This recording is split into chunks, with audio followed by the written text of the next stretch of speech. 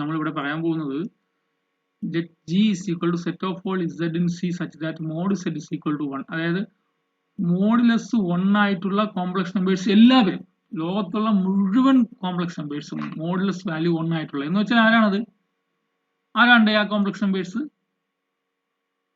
ആ complex numbers ആരാണ്? ആ കോംപ്ലക്സ് നമ്പേഴ്സ് എല്ലാം തന്നെ എവിടത്തെ എലമെന്റ്സ് ആയിരിക്കും?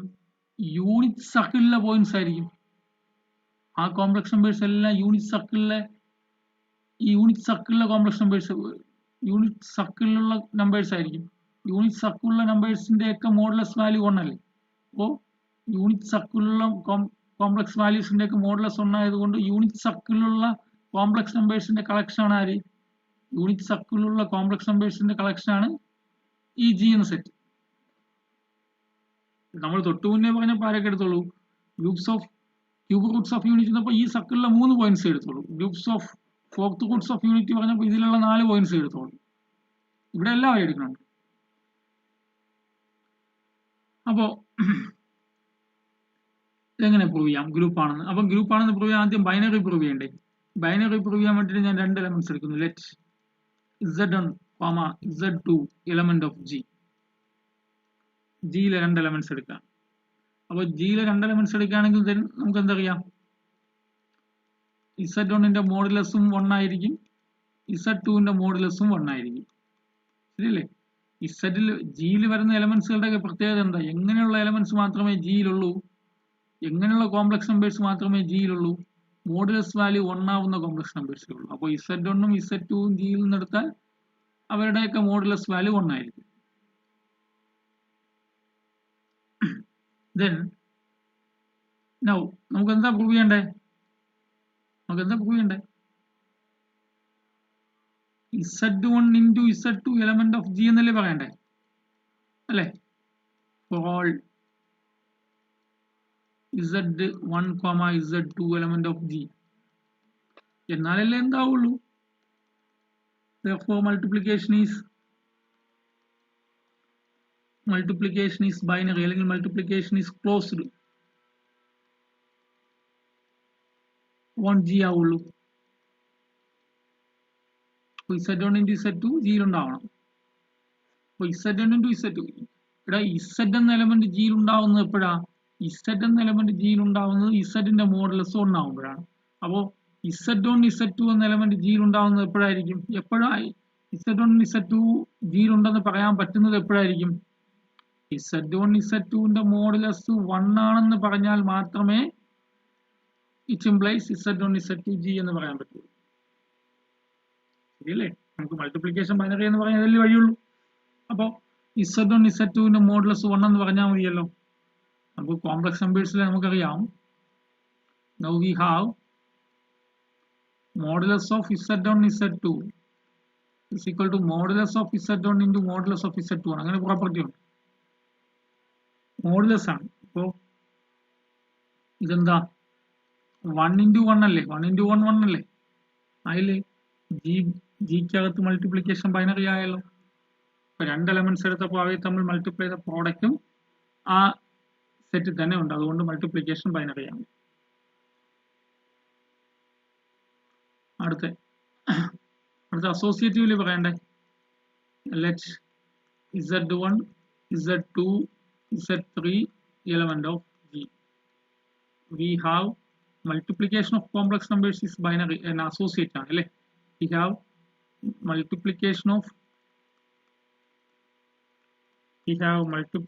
usual multiplication of complex numbers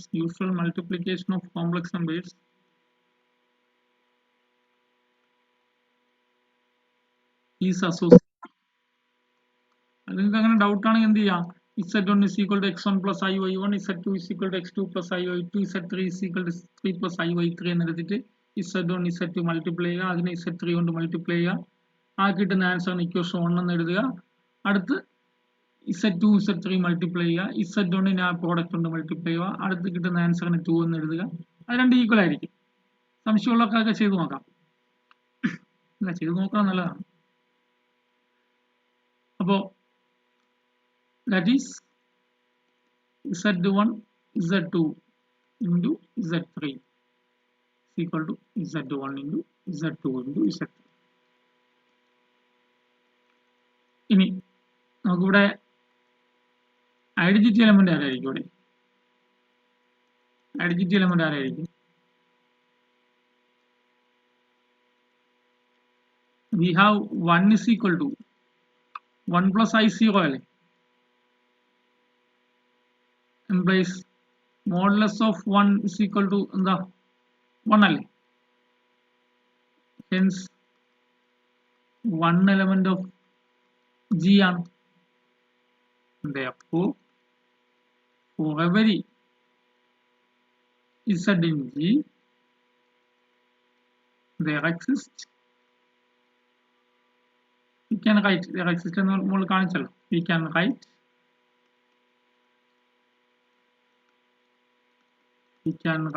1 into Z is equal to Z into 1 is equal to Z. Therefore 1 is the identity element. That is 1 is the identity element.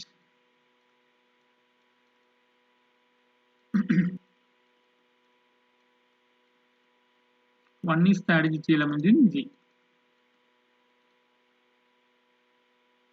നാലാമത് അടുത്തെന്താ വേണ്ടേ? Inverse വേണ്ടേ? ഇൻവേഴ്സിന് വേണ്ടിയിട്ട് നമ്മൾ എന്തെടുക്കുക? എല്ലാ എലമെന്റ്സിനും ഇൻവേഴ്സ് ഉണ്ടെന്ന് കാണിക്കുകയില്ല നമ്മുടെ ജോലി. എല്ലാ എലമെന്റ്സിനും ഇൻവേഴ്സ് ഉണ്ടെന്ന് കാണിക്കാൻ വേണ്ടിയിട്ട് നമ്മൾ ഓരോരോ എലമെന്റ് ആയിട്ട് ഇൻവേഴ്സ് ഉണ്ടെന്ന് കാണിക്കുന്നതിനേക്കാളും ബുദ്ധി ഏതാ? ആർബിട്രറി ആയിട്ട് കാണിക്കുന്നത്. അങ്ങനെ ചെയ്യാവും. അപ്പോൾ ഞാൻ എന്തെടുക്കും? കാരണം ഇത് ഇൻഫിനിറ്റ് നമ്പർ ഓഫ് എലമെന്റ്സ് ഉള്ള സെറ്റാണ്. ഞാൻ ഈ Z element of G എന്നെടുക്കുന്നു. Z element of G ആണെങ്കിൽ വാട്ട് ഈസ് മോഡ് Z? ജിയിലെ എലമെന്റ്സുകളുടെ ഒക്കെ മോഡുലസ് വാല്യൂ 1 അല്ലേ? ഇതാണല്ലോ. Also there exists, എന്തായാലും Z 0 അല്ലല്ലോ അല്ലേ? Z 0 ആവുമോ? Z 0 ആവില്ലല്ലോ. 0യുടെ മോഡുലസ് 0 ആണ്. നമുക്കിവിടെ G എന്ന സെറ്റിൽ ആര് മാത്രമേ ഉള്ളൂ? 0ന്റെ മോഡുലസ് 1 ആവൂലല്ലോ. 1 ആണെങ്കിൽ 0 ആരുടെയൊക്കെ മോഡുലസ് 1 ആണോ അവരൊക്കെ മാത്രമല്ലേ ജിയിലുള്ളൂ. ആരുടെയൊക്കെ മോഡുലസ് 1 ആണോ അവരുടെയൊക്കെ കളക്ഷൻ അല്ലേ ജിയിലുള്ളൂ. ഇവിടെ 0യുടെ മോഡുലസ് 1 അല്ലാത്തതുകൊണ്ട് 0 ഉറപ്പായിട്ട് ഇവിടെ ഉണ്ടാവില്ല. അപ്പോൾ അത് വളരെ ക്ലിയർ ആണ്. അപ്പോൾ modulus Z is equal to 1 ആണെങ്കിൽ there exists 1 by Z so that എന്താണ് 1 by Z ന്റെ മോഡുലസ്? 1 by Z ന്റെ മോഡുലസ് എന്താ? Modulus of 1 by Z is 1 by mod Z ആണ്. mod 1 by mod Z. Modulus of A by B is mod A by mod B. Modulus of 1 1 ആണ്. Modulus of Z ഇവിടെ 1 ആണ്. അപ്പോൾ എന്ത് തോന്നുന്നു? 1 1 by Z ന്റെ മോഡുലസും 1 ആണ്. അപ്പോൾ 1 by Z എവിടത്തെ എലമെന്റ് ആണ്? That is 1 by Z element of G. 1 by Z ന്റെ മോഡുലസ് 1 ആയാലും ആരുടെയൊക്കെ മോഡുലസ് 1 ആണ് അവരെല്ലാം ജിയിൽ എലമെന്റ്സ് ആണ്. അങ്ങനെയാണ് നമ്മൾ സെറ്റ് കൺസിഡർ ചെയ്തിരിക്കുന്നത്. Also Z into 1 by Z is equal to 1 is equal to 1 by Z into Z. That is 1 by Z is the multiplicative inverse of Z. 1 by Z is the multiplicative inverse of Z.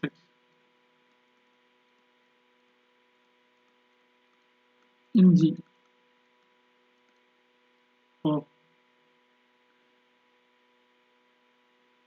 അപ്പോൾ എന്തായി? G എന്താ? hence G is a group. അപ്പോൾ ആരാണ് group ആയത്? G എന്ന് പറഞ്ഞാൽ ഒരു standard സെറ്റാണ്. ഇത് ഏത് സെറ്റാണ്? യൂണിറ്റ് സർക്കിളിലെ എലമെന്റ്സുകളുടെ കളക്ഷൻ ആണ്. G എന്ന് വെച്ചാൽ ആരാണ്? ആ സെറ്റിന്റെ സ്ട്രക്ചർ കാണുമ്പോൾ നമുക്ക് മനസ്സിലാവണം. അതെന്താ? മോഡുലസ് വാല്യൂ 1 ആയിട്ടുള്ള കോംപ്ലക്സ് നമ്പേഴ്സിന്റെ കളക്ഷൻ ആണ് G. മോഡുലസ് വാല്യൂ 1 ആയിട്ടുള്ള കോംപ്ലക്സ് നമ്പേഴ്സിന്റെ കളക്ഷൻ എന്ന് വെച്ചാൽ യൂണിറ്റ് സർക്കിളിലെ എലമെന്റ്സ് ആണ്. കാരണം യൂണിറ്റ് സർക്കിളിലെ എല്ലാ കോംപ്ലക്സ് നമ്പേഴ്സിന്റെയും മോഡുലസ് വാല്യൂ 1 ആണ്. വളരെ ഇമ്പോർട്ടൻ്റ് ആയിട്ടുള്ളത് ഇതാണ്. ഗ്രൂപ്പാണ്.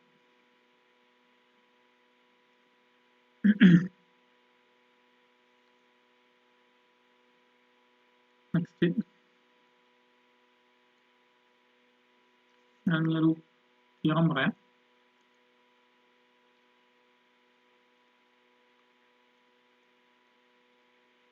1.9 ആണോ 8 ആണോ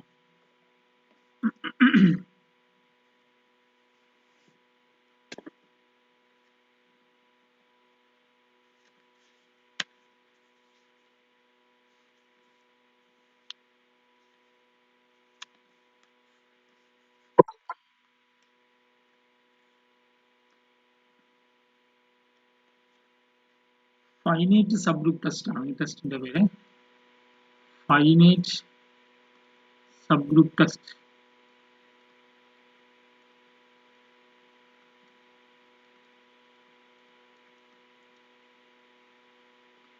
let H be a non-empty subset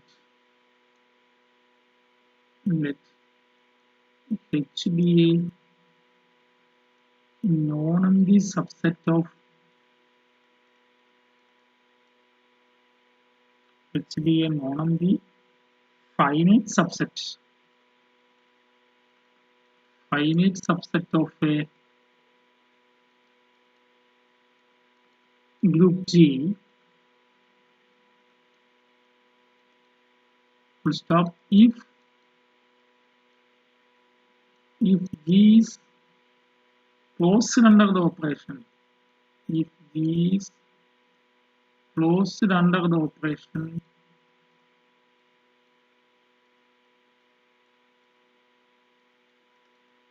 if G is closed under the operation of G if H is closed under the operation of G if H is closed under the operation of G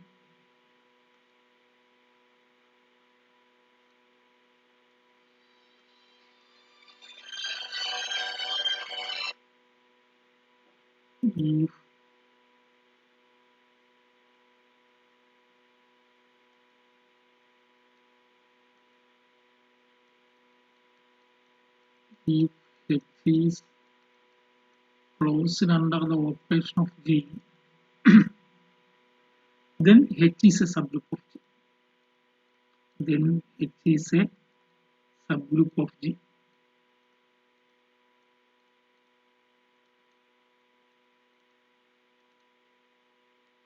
വളരെ പ്രധാനപ്പെട്ട കാര്യമാണ് ഇതൊരു subgroup test തന്നെയാണ് അല്ലേ നമ്മൾ ഡെഫിനിഷനിൽ പറഞ്ഞു subgroup ആണെങ്കിൽ itself A group ആവണം 2 സ്റ്റെപ്പ് സബ്ഗ്രൂപ്പ് ടെസ്റ്റ് പറഞ്ഞു നിങ്ങൾ 4 കണ്ടീഷൻ നോക്കണ്ട ബൈനറിയും ഇൻവേഴ്സ് കണ്ടീഷനും മാത്രം നോക്കിയാൽ മതി പിന്നെ വേറെ ടെസ്റ്റ് പറഞ്ഞ എന്താണ് 1 സ്റ്റെപ്പ് സബ്ഗ്രൂപ്പ് ടെസ്റ്റ് ഒരേ ഒരു സ്റ്റെപ്പ് നോക്കിയാൽ മതി A B inverse element of H four all A comma B element of H നോക്കിയാൽ മതി ഇപ്പൊ പറയുന്നു ഫൈനൈറ്റ് സബ്സെറ്റ് ആണെങ്കിൽ ശ്രദ്ധിക്കണം ജി ഒരു ഗ്രൂപ്പാണ് എച്ച് ഒരു ഫൈനൈറ്റ് സബ്സെറ്റ് ആണെങ്കിൽ നിങ്ങൾ എന്ത് മാത്രം നോക്കിയാൽ മതി H is closed under the operation of എന്ത് മാത്രമായാൽ മതി എച്ച് ഈസ് ക്ലോസ്ഡ് എന്ന് വെച്ചാൽ ബൈനറി എച്ചിനകത്ത് ബൈനറി ഓപ്പറേഷൻ സാറ്റിസ്ഫൈ ചെയ്താൽ എച്ച് എന്തായിരിക്കും എന്നാണ് പറയണത് സബ്ഗ്രൂപ്പ് ആയിരിക്കും എന്നാണ് പറയുന്നത് അതായത് ഒരു നോൺ എംപ്റ്റി ഫൈനൈറ്റ് സബ്സെറ്റ് ആണ്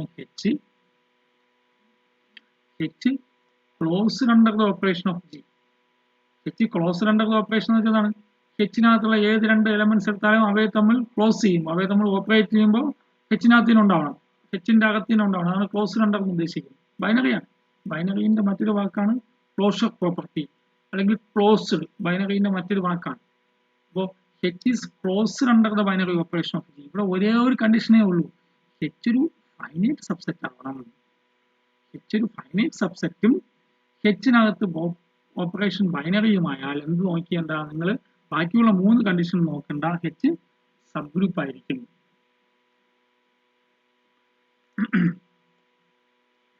എച്ച് സബ്ഗ്രൂപ്പ് ആയിരിക്കും എന്ന് പറയാം അപ്പോൾ ഇവിടെ തന്നിട്ടുള്ള കണ്ടീഷൻ എന്തൊക്കെയാണ് ഇവിടെ ഗിവൺ ഇവിടെ പ്രധാനപ്പെട്ട കാര്യം given H is A finite subset of given H is a finite subset of given H is a finite subset of G.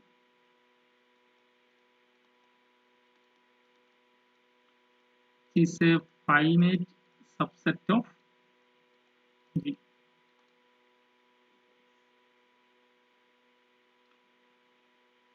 അത് മാത്രമേ ഉള്ളൂ, ഫൈനൈറ്റ് സബ്സെറ്റ് എന്ന് മാത്രമേ ഉള്ളൂ. ഇനി എന്ത് അസ്യൂം ചെയ്യണം? ബൈനറി ഓപ്പറേഷൻ ആണെങ്കിൽ അല്ലെ, H is closed under the operation. ഇനി ആൾസോ ഗിവൺ അസ്യൂം ആണല്ലോ അസ്യൂം ചെയ്യണം. Assume H is closed under, H is അല്ലെ അതല്ലേ നിൽക്കുന്നത്, H is closed under the operation of G. H is closed under the operation of G. It is closed under the operation of G. That is A into B element of H for all A comma B element of H. ശരിയല്ലേ? ഇതാണ് തന്നിട്ടുള്ളത്. ഇതേ ഒരേ ഒരു കണ്ടീഷനേ ഉള്ളൂ, finite subset ആണ്.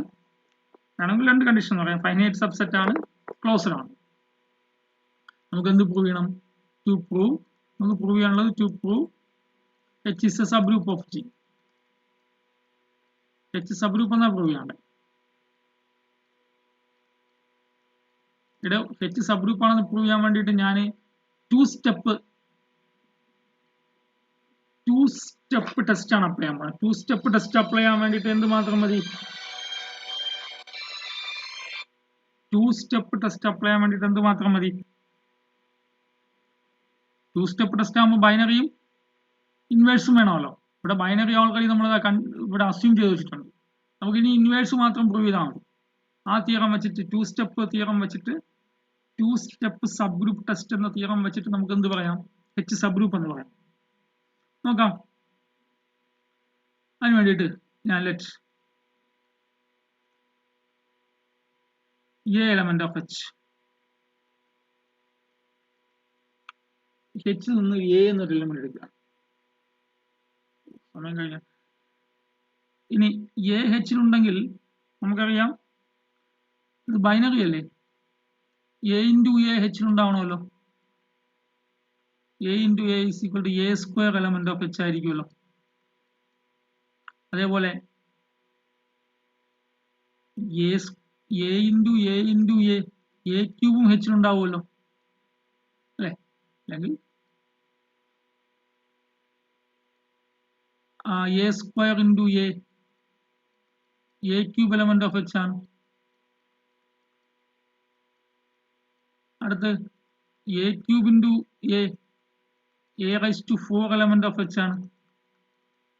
അങ്ങനെ പോലെ etcetera A raised to n element of H. എല്ലാ Aന്റെ ഇൻറ്റിജർ പവേഴ്സും H-ലുണ്ടാവുമല്ലോ. പക്ഷേ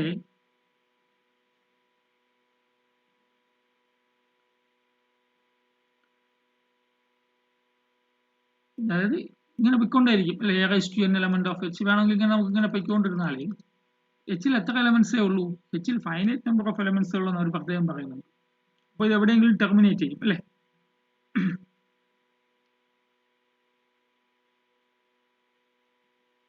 അപ്പോൾ since H is finite,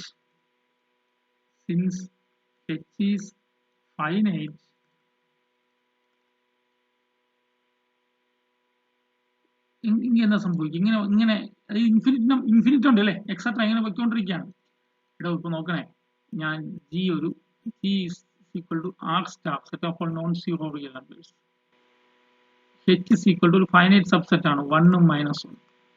ഞാൻ -1 A is equal to -1 എന്ന് ഇവിടെ എടുത്തു കഴിഞ്ഞാൽ A സ്ക്വയർ എന്താ 1, A ക്യൂബ് എന്താ -1, ഇങ്ങനെ -1 1 -1 1 -1 ഇത് repeat ചെയ്തുകൊണ്ടിരിക്കുകയില്ലേ.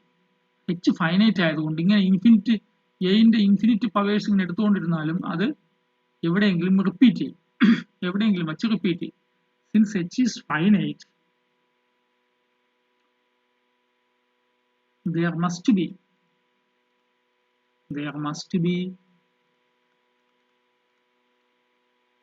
repetitions in this collection of elements. there must be repetitions in this collection of elements.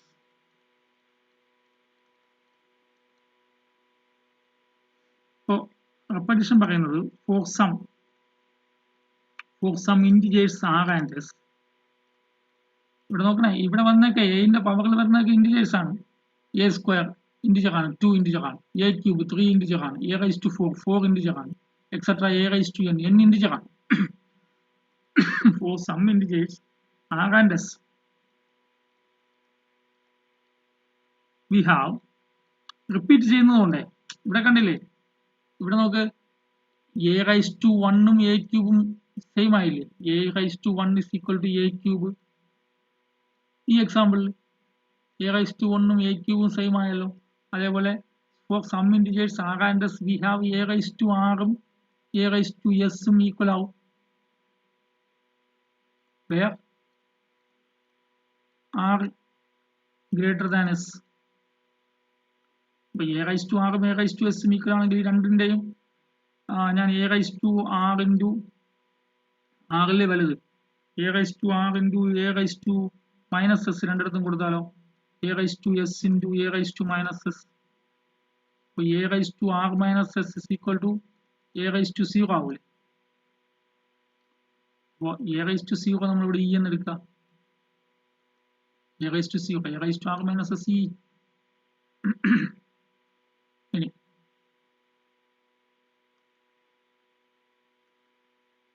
Let ഞാൻ എടുക്കുന്നു r minus s is equal to m എന്ന് എടുക്കും. എ പോസിറ്റീവ് ഇന്റിജർ അല്ലേ, r എസിനേക്കാളും വലുതല്ലേ. അപ്പോൾ ആർ മൈനസ് എസ് എന്ന integer positive ആയിരിക്കും. അപ്പോൾ therefore ആരാണ് ഇ വന്നത്, a raise to m is equal to e വന്നല്ലോ. A raise to m is equal to E.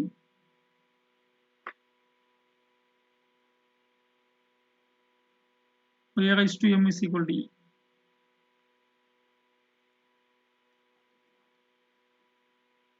ഇവിടെ ഐഡന്റിറ്റി എലമെന്റ് ഉണ്ടായല്ലോ, എ റൈസ് ടു എം, എന്റെ എല്ലാ പവേഴ്സും ഉള്ളത് കൊണ്ട് ഐഡന്റിറ്റി എലമെന്റ് ഇവിടെ ഉണ്ടായി. അപ്പോൾ ഇത് നോൺ എംപ്റ്റി സബ്സെറ്റ് ആണ്.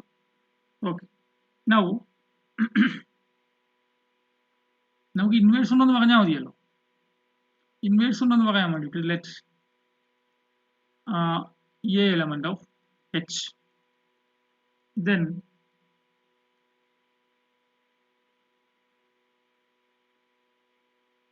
then there exist,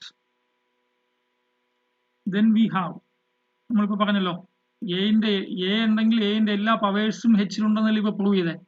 എ അവിടെ ഉണ്ടെങ്കിൽ a raise to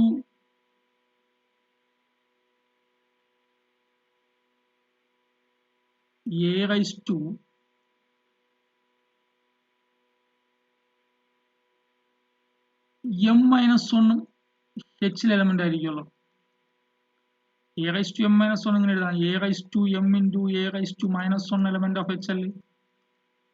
a raise to m എന്ന് വെച്ചാൽ ഇ അല്ലേ, e into a raise to minus 1 element of h അല്ലേ.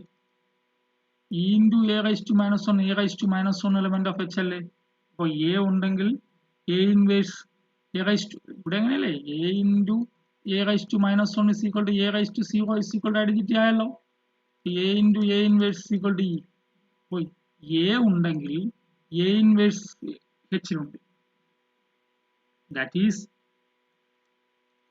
inverse of each element.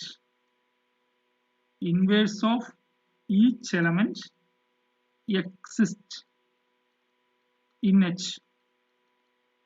Thus, H is a subgroup. H is a subgroup of G using two-step test അല്ലേ. കാരണം binary തന്നിട്ടുണ്ടായിരുന്നല്ലോ, binary തന്നിട്ടുണ്ട്, inverse കണ്ടുപിടിച്ചു, അപ്പോൾ എന്താവും, H sub group ആവും. ശരിയാണല്ലോ. ഇവിടെ പറഞ്ഞ തിയറത്തിന്റെ സ്റ്റേറ്റ്മെന്റ് ശ്രദ്ധിക്കുക. Finite sub group test, let H B A non empty finite subset of A group G if H is closed under the operation of G, then H is subgroup of G. അത് ഏത് തിയറത്തിന്റെ statement കിട്ടിയാലും ആ തിയറത്തിന്റെ എന്തൊക്കെ തന്നിട്ടുണ്ട്, എന്ത് prove ചെയ്യണമെന്ന് ആദ്യം മനസ്സിലാക്കണം. ഇത് തന്നിട്ടുള്ളത് H non empty finite subset എന്ന് തന്നിട്ടുണ്ട്. G എന്ന ഗ്രൂപ്പിന്റെ ഒരു നോൺ എംപ്റ്റി ഫൈനൈറ്റ് സബ്സെറ്റ് ആണ് H എന്ന് തന്നിട്ടുണ്ട്. H ഇനി ഒരു കാര്യം കൂടി തന്നെ, if H is closed under the operation of G. H closed ആണെങ്കിൽ, H ക്ലോസ്ഡ് എന്ന് വെച്ചാൽ Hനകത്ത് ജിയുടെ ഓപ്പറേഷൻ ബൈനറി ആണെങ്കിൽ H സബ് ഗ്രൂപ്പ് ആയിരിക്കും. അപ്പോൾ H ഒരു ഫൈനൈറ്റ് സബ്സെറ്റ് ആണെന്ന് തന്നിട്ടുണ്ട്. H is closed under the operation of ജിയുടെ ഓപ്പറേഷനിൽ H ബൈനറി ആണെന്ന് മീനിങ് ഇതാണ്. A B element of H for all A, B element of H തന്നിട്ടുണ്ട്. എങ്കിൽ H സബ് ഗ്രൂപ്പ് എന്ന് പ്രൂവ് ചെയ്യണം.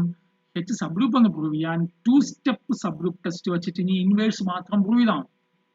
ഇനി ഇവിടെ മനസ്സിലാക്കുക, Hലുണ്ടെങ്കിൽ Hനകത്ത് ബൈനറി ഉണ്ടെന്നല്ലേ അവർ പറയണേ. Hലുണ്ടെങ്കിൽ A ഇൻറ്റു A സ്ക്വയർ Hലുണ്ട്. A സ്ക്വയർ Hലുണ്ടെങ്കിൽ A square into A cube Hലുണ്ട്.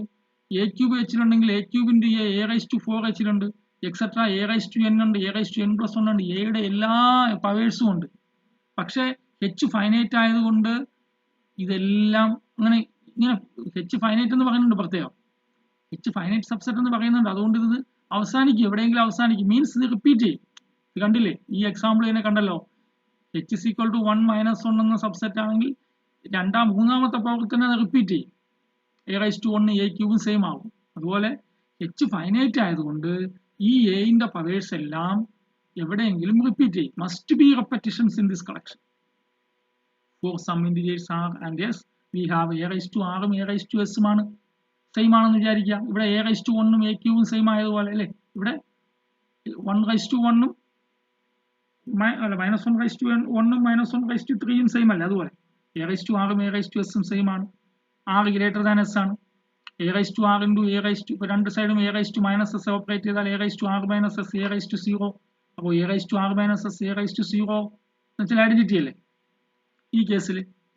കാരണം A into A raise to 0 A വരുമല്ലോ. അപ്പോൾ A raise to R - S A raise to 0 identity. ഞാൻ R - S നമുക്ക് കൈകാര്യം ചെയ്യാൻ എളുപ്പത്തിന് വേണ്ടി M എന്ന് എടുക്കുന്നു. അപ്പോൾ A raise to M E ആയി.